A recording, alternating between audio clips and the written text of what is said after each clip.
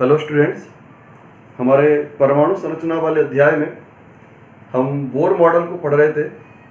तो Bohr model में मैंने पिछले वीडियो में आपको इलेक्ट्रॉन की कक्षा की त्रिज्या और इलेक्ट्रॉन के वेग को ज्ञात करने का सूत्र जो है निकलवाया था। आज का हमारा जो वीडियो है इसमें हम इलेक्ट्रॉन की ऊर्जा को ज्ञात करने का सूत्र स्थापित करेंगे कि किसी परमाणु में उपस्थित इलेक्ट्रॉन की ऊर्जा क्या होती है, उस ऊर्जा को किस प्रकार ज्ञात किया जा सकता है, वो चीज अपन आज इसमें देखने जा रहे हैं। तो आज का हमारा टॉपिक है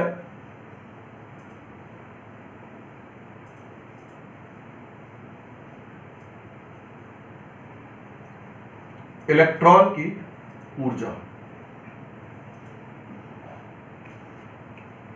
देखिए, इलेक्ट्रॉन की ऊर्जा निकालने के लिए जैसे मान लीजिए हमने एक आपका एक परमाणु है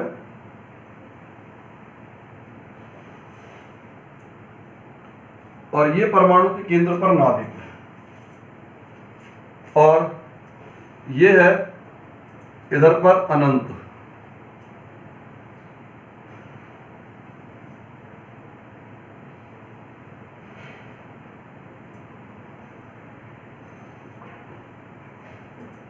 अनंत। अब बेटे अनंत क्या? अनंत का अर्थ होता है, जिस परमाणु के लिए अनंत का अर्थ होता है जिस क्षेत्र में परमाणु के नाभिक का आकर्षण या प्रतिकर्षण का बल कार्य ना करे। यानी नाभिकीय आकर्षण बल इस बाउंड्री के अंदर अंदर काम कर रहा है, बाउंड्री के बाहर काम नहीं कर रहा। तो बाउंड्री के बाहर काम नहीं कर रहा तो बाहर के इस पूरे क्षेत्र को हम क्या मानेंगे? अनंत। तो किसी परमाणु के लिए अनंत का अर्थ होता है वह क्षेत्र जिसमें परमाणु के नाभिक का आकर्षण का बल या प्रतिकर्षण का बल कार्य ना करे। तो ये क्षेत्र हमने क्या मान लिया? अनंत है। अब देखिए, मान लीजिए एक इलेक्ट्रॉन है, यहां पर एक इलेक्ट्रॉन। तो इस अवस्था में जो इलेक्ट्रॉन होगा, इस इलेक्ट्रॉन की गतिज ऊर्जा का मान होगा अधिकतम।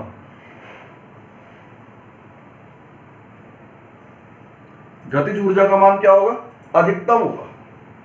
और स्थितिज ऊर्जा जो होगी वो होगी यहां पर शून्य।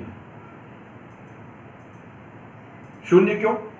क्योंकि इस इलेक्ट्रॉन के ऊपर नाभिक का किसी प्रकार का कोई बल कार्य नहीं कर रहा। इलेक्ट्रॉन यहां पर जब तक इस बाउंड्री के बाहर है, अनंत क्षेत्र में है, तब तक इलेक्ट्रॉन मुक्त रूप से गति करेगा। मुक्त रूप से गति करने पर गतिज ऊर्जा तो रहेगी उसकी अधिकतम और स्थितिज ऊर्जा का मान होगा उसका शून्य। अब मान लीजिए ये इलेक्ट्रॉन जो है किसी प्रकार से गति करता हुआ इस क्षेत्र के अंदर आ जाता है। इलेक्ट्रॉन गति करता हुआ इस क्षेत्र के अंदर आ गया। तो जैसे ही इलेक्ट्रॉन इस क्षेत्र के अंदर आएगा, इलेक्ट्रॉन के ऊपर नाभिकीय आकर्षण बल प्रारंभ हो जाता है। इलेक्ट्रॉन जब इस क्षेत्र के अंदर आता है तो इलेक्ट्रॉन के ऊपर नाभिकीय आकर्षण बल प्रारंभ हो जाता है और आकर्षण बल जो होता है वो सदैव ऊर्जा को बाहर निकालता है। जहां पर भी आकर्षण की क्रिया होती है, आकर्षण की क्रिया के दौरान सदैव ऊर्जा के मान में कमी आती है। ऊर्जा के मान में कमी आती है, यानी ऊर्जा जो है वो हमेशा मुक्त होती है। अब पहले से ही हमने इसकी स्थितिज ऊर्जा को शून्य माना हुआ है। ये जो इलेक्ट्रॉन है, इस इलेक्ट्रॉन की स्थितिज ऊर्जा पहले ही शून्य है। तो जैसे ही इलेक्ट्रॉन आपका इस क्षेत्र के अंदर प्रवेश करेगा, नाभिकीय आकर्षण की सीमा में प्रवेश करेगा, अब नाभिक का आकर्षण बल इसके ऊपर कार्य करेगा।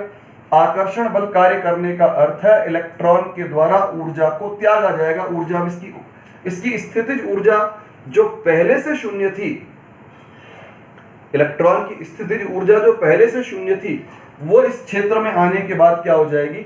ऋणात्मक स्थितिज ऊर्जा में परिवर्तित हो जाएगी।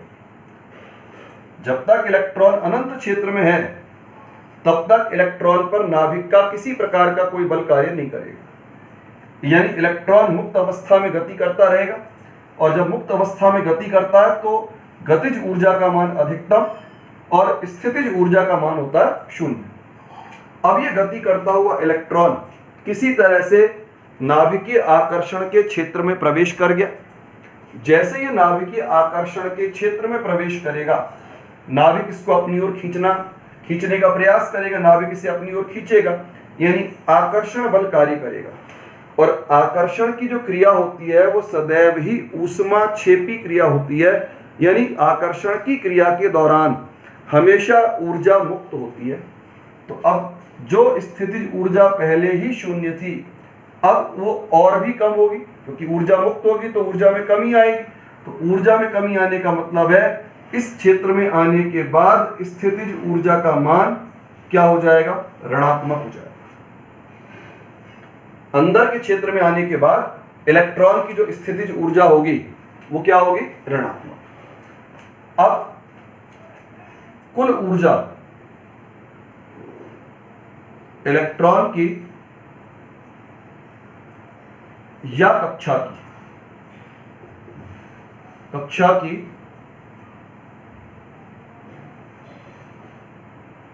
कुल ऊर्जा E बराबर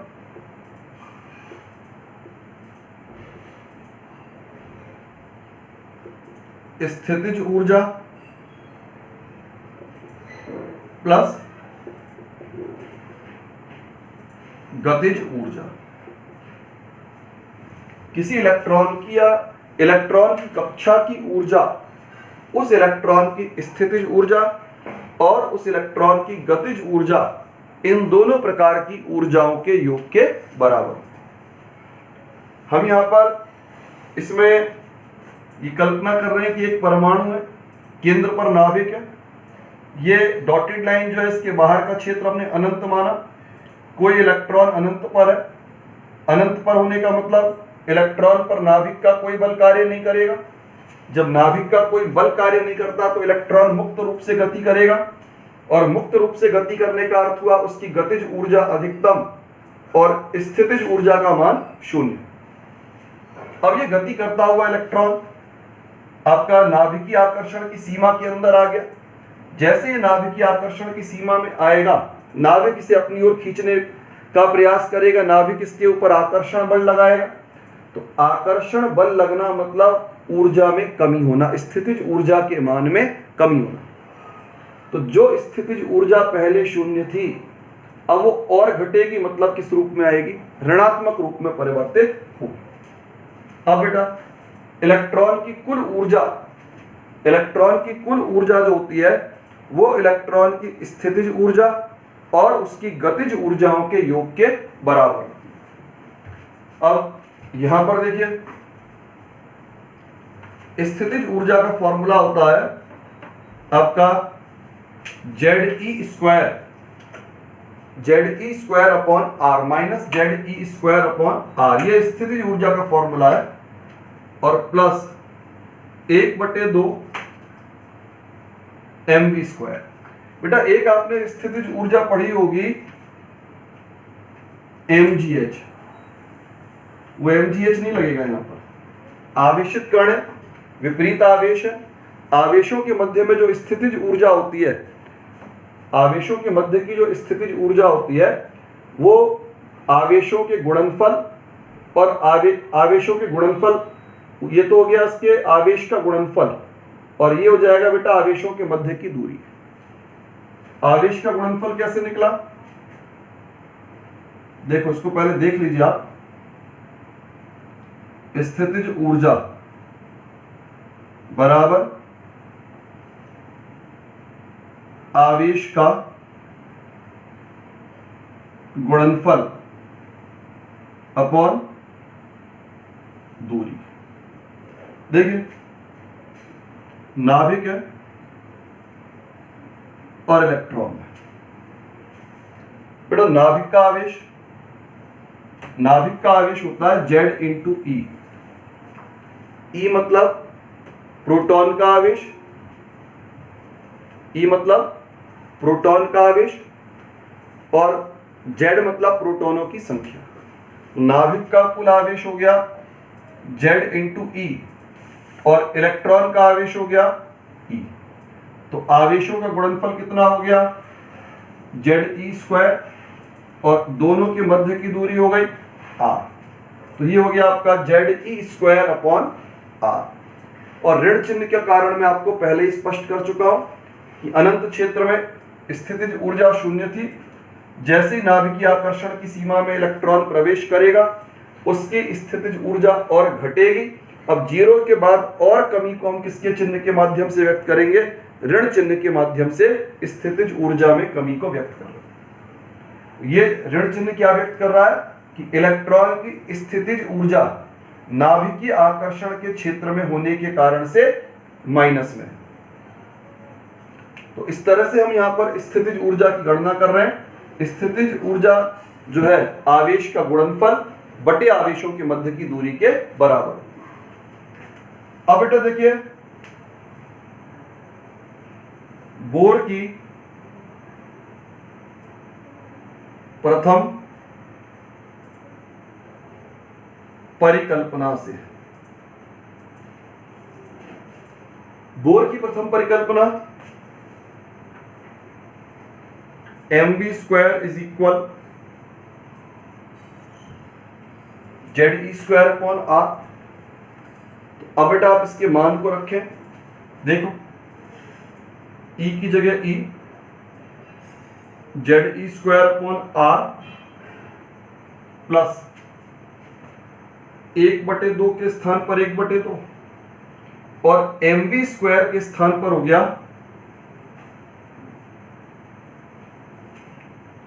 Ze² अपॉन R। अब आगे देखें, E बराबर, इसमें से Ze² अपॉन R को कॉमन कर सकते हैं आप। Ze² अपॉन R कॉमन हो गया, यहां पर बचेगा -1 और यहां बचेगा +1/2।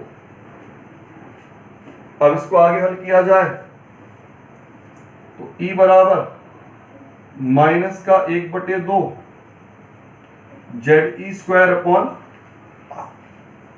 तो कुल ऊर्जा E बराबर -1/2 Ze² अपॉन R के बराबर होगी। अब इसमें R यानी कक्षा की त्रिज्या, इसको निकालने का सूत्र आप पहले पढ़ चुके हैं, पिछले वीडियो में बताया जा चुका है। n² upon 4π mz e², n² upon h² upon 4π² mz e², 4π² mz e² होता है। अब बेटा देखिए, R के इस मान को रख दीजिए। R का मान कैसे रखा जाएगा? 1/2 Ze² n² h² अपॉन वाली राशि ऊपर चली जाएगी 4π² mz e²। अब 2 से काटेंगे 2, तो ये हो जाएगा आपका -2 π² m, ये z और ये z, Z² e² हो जाएगा आपका e4 अपॉन n² h²। ये बेटा ऊर्जा का सूत्र आ गया। काफी बड़ा सा सूत्र अपने को दिखाई पड़ रहा है, लेकिन जो है इसमें बहुत सारे स्थिरांक आपको दिए हुए, तो आप क्या कर सकते हैं, इन स्थिरांकों को आप पहले हल कर लीजिए। जब स्थिरांक हल हो जाएंगे तो सूत्र आपको सरल दिखाई देगा। अब इसमें स्थिरांक में आपका एक तो पाई, m इलेक्ट्रॉन का द्रव्यमान,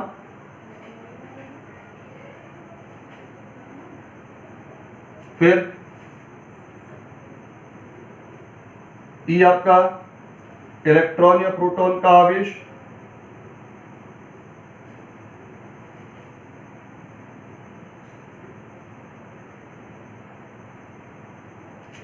H प्लांक स्थिरांक,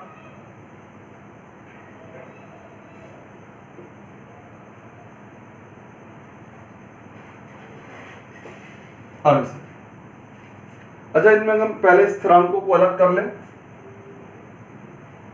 देखिए -2 पाई स्क्वायर, पाई पर स्क्वायर है, 2 pi square m E4 upon h square. ऊपर बचा आपका z स्क्वायर। z परमाणु क्रमांक अलग अलग तत्वों के लिए अलग अलग होता है। n कक्षा, प्रथम कक्षा, द्वितीय कक्षा। तो इस तरह ये स्थिरांकों, इन स्थिरांकों को आपने अलग अलग कर लिया। अब आप इन स्थिरांकों को अलग करने के बाद जब आप इसको हल करते हैं तो ये आता है -21.8 इंटू 10 की power -12 z square n square अर्घ प्रति परमाणु। -21.8 इंटू 10 की power -12 z square n square अर्घ प्रति परमाणु। हम इसको और चेंज कर सकते हैं, SI में भी कर सकते हैं चेंज। 1 जूल बराबर 10 की पावर 7 अर्घ होता है, तो आप 10 की पावर 7 का भाग कर देंगे तो ये जूल में चेंज हो जाएगा और ये हो जाएगा 10 की पावर -19 जूल प्रति परमाणु। फिर तीसरी स्थिति, एक इसमें और भी अपन काम में लेते हैं इलेक्ट्रॉन वोल्ट के रूप में। देखिए 1 इलेक्ट्रॉन वोल्ट बराबर होता है 1.6 10⁻⁻ जूल और 1 जूल बराबर होता है 10 की पावर 7 अर्घ। तो अब आप देखें इसको, जब हम इसको इलेक्ट्रॉन वोल्ट के अनुसार परिवर्तित करते हैं तो -13.6 z square n square electron volt प्रति परमाणु। तो इस प्रकार से भाई हम इसमें जो है इलेक्ट्रॉन की ऊर्जा को ज्ञात करने के लिए सूत्र की स्थापना कर सकते हैं। इस तरह से जो है इलेक्ट्रॉन की ऊर्जा को जो है आसानी से यहां पर ज्ञात किया जा सकता है।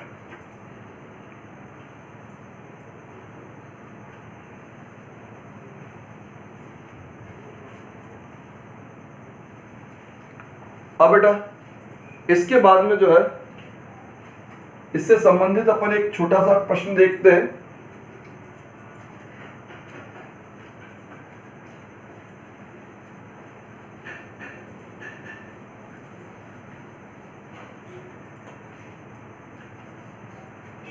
देखिए इसमें संबंधित एक प्रश्न तो यहाँ पर यही बनता है, छोटा अगर हम प्रश्न देखें तो एक प्रश्न तो ये बनता है कि इलेक्ट्रॉन की स्थितिज ऊर्जा को ऋणात्मक रूप में क्यों लिया गया। तो स्थितिज ऊर्जा को ऋणात्मक रूप में लेने का मैंने कारण आपको पहले ही स्पष्ट कर दिया कि आपका जो इलेक्ट्रॉन है जब अनंत क्षेत्र में होता है, अनंत क्षेत्र का अर्थ मैंने बताया था कि जब इलेक्ट्रॉन पर किसी प्रकार का कोई आकर्षण का बल कार्य ना करे, तो ऐसी अवस्था में जब इलेक्ट्रॉन मुक्त रूप से गति करता है तो गतिज ऊर्जा तो थी अधिकतम, गतिज ऊर्जा अधिकतम थी और स्थितिज ऊर्जा का मान था 0। गतिज ऊर्जा अधिकतम और स्थितिज ऊर्जा का मान था 0। लेकिन जब ये इलेक्ट्रॉन नाभिकीय आकर्षण बल की सीमा में प्रवेश करता है तो नाभिकीय आकर्षण बल की सीमा में प्रवेश करने पर नाभिक इसको अपनी ओर खींचेगा, आकर्षण का बल लगेगा। आकर्षण हमेशा स्थितिज ऊर्जा के मान को घटाता है। अब पहले से ही स्थितिज ऊर्जा का मान 0 था, उसमें और अधिक कमी की जाए तो जो मान पहले 0 था उसमें और कमी हो, मतलब फिर वो किस में जाएगा, ऋणात्मक मान के रूप में आएगा। तो इसके कारण से इलेक्ट्रॉन की स्थितिज ऊर्जा जो होती है वो सदैव ऋणात्मक रूप में ही व्यक्त की जा सकती है। अब इससे संबंधित प्रश्नों को देखा जाए अंकित प्रश्न में देखें अपन, जैसे आपसे कहा जाए हाइड्रोजन परमाणु की दूसरी कक्षा में उपस्थित इलेक्ट्रॉन की ऊर्जा की गणना कीजिए। हाइड्रोजन परमाणु के दूसरी कक्षा के इलेक्ट्रॉन की ऊर्जा की गणना कीजिए। अब हाइड्रोजन परमाणु है,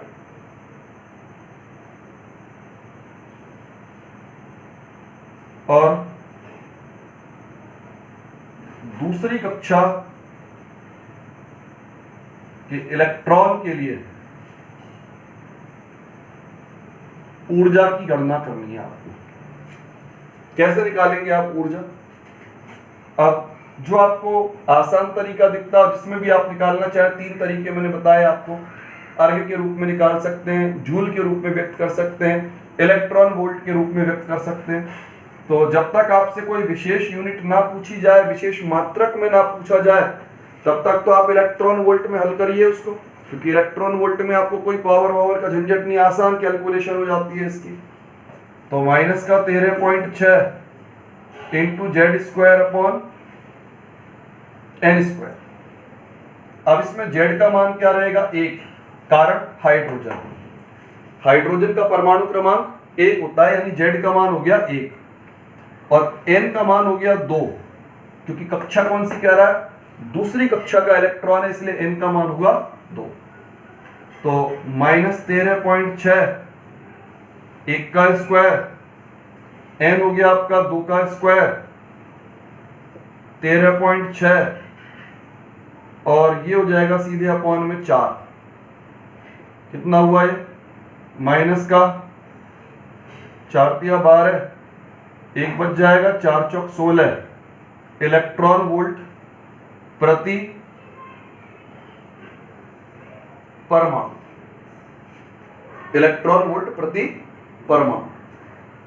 तो इस तरह से हम जो है किसी कक्षा के लिए, किसी कक्षा में हम इलेक्ट्रॉन की ऊर्जा की गणना को कर सकते हैं।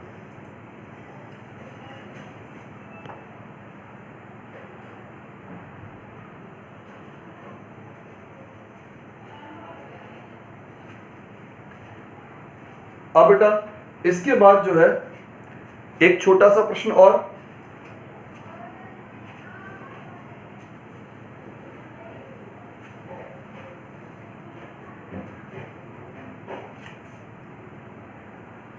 हाइड्रोजन की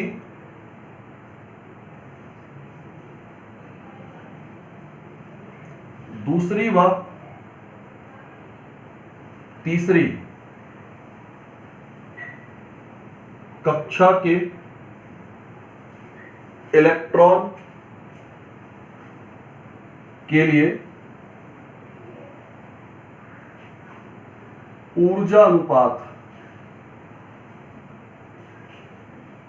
ज्ञात करो। हाइड्रोजन की दूसरी और तीसरी कक्षा के इलेक्ट्रॉन के लिए ऊर्जा अनुपात ज्ञात करना है, यानी आपको निकालना E2 अपॉन E3। अब E2 का मान minus 13.6, Z² upon N², N का मान हो जाएगा 2, 2 का स्क्वायर, फिर माइनस 13.6 Z² अपॉन N²। तो Z² को समान रहना है, तत्व समान है, हाइड्रोजन समान है दोनों स्थितियों में। दोनों पहली दूसरी कक्षा भी हाइड्रोजन की और तीसरी कक्षा भी हाइड्रोजन की, तो Z समान रहेगा। तो चाहे तो मान रख के काट लो, चाहे डायरेक्ट आप Z को काट लो। और कक्षा है तीसरी, तीसरी का स्क्वायर, ये कैंसिल हो गया, Z² कैंसिल हो गया, तो ये हो जाएगा भैया 3 का स्क्वायर हो जाएगा, 9 ऊपर चला जाएगा और 4, यानी E2 अनुपात E3 बराबर 9 अनुपात 4। तो इससे क्या स्पष्ट हो रहा है? इससे स्पष्ट हो रहा है कि नाभिक के निकट की कक्षा की ऊर्जा अधिक होती है। नाभिक के निकट कक्षा की ऊर्जा अधिक होती है, और जैसे जैसे नाभिक से दूरी बढ़ेगी नाभिक से दूरी बढ़ने के साथ साथ कक्षा की ऊर्जा के मान में कमी प्रारंभ हो जाती है। तो इस तरह से भाई हम यहां पर ऊर्जा की गणना को कर सकते हैं।